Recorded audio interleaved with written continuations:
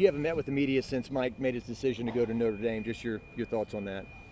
Yeah, I mean, look, anytime somebody has an opportunity, they look at the the pluses and the minuses, and he felt like it was a good move for his family. We wish him the best of luck. But I've got a great staff, and Joe and Cortez have hit the ground running. Excited about what they're going to bring to the offense, and I know our players are excited. So we'll look forward to this week in terms of their spin on it. We've got a lot of really good players, and I think that they're excited about playing. Could Joe possibly be promoted to that spot, or how is that going to go about? No, I think everybody, it's important that I think anytime you have vacancies, that you evaluate the staff that you have. We had the #1 offense in the country, and for us and for me not to evaluate the staff for those kinds of openings, I think would be foolish. So there'll be a strong consideration to the coaches that are in leadership roles right now, for that position. When you met with us a week ago, you anticipated everyone being here outside of Jayden. Is that still the case? Yes, absolutely. Okay. What does that say about that? That's 2 years you've been here in both bowl games. You put a pretty good product on the field.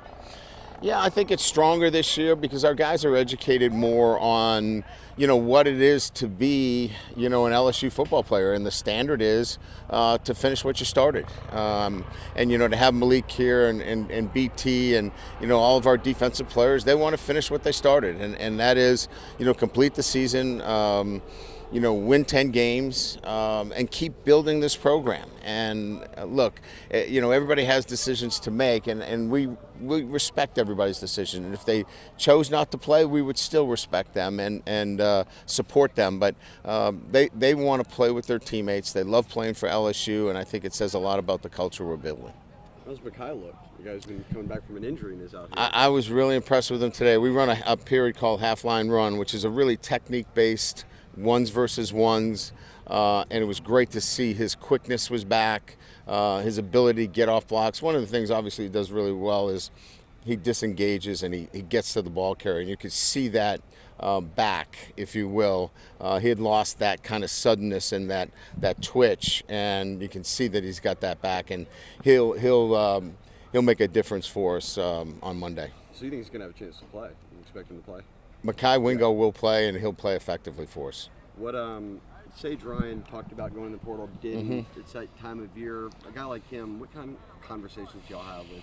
Yeah, started a lot of games for y'all. Again, I think it's our job to make sure that our guys have good information, and sometimes there's not great information out there, and we have to be clarifying things for them and making sure that they clearly understand, what's the best path for them and his development and where he needs to be is right here. And I think he saw that. And sometimes it just takes sitting down and communicating that. And he saw that the best place was for him to be here at LSU.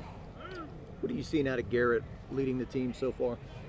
Well, we always knew he was a really good leader. I think, when you get out there, you act a little bit differently when you're a second-string guy than when you're a first. I think just his command, his communication, a lot more assertiveness when you're out there as the #1 guy, and it'll be really fun to watch him play. What did you think now that y'all announced those 3 transfers? Just kind of some brief thoughts on them, Swan and Thomas and Jordan Gilbert. I think we were very specific about what we were looking for.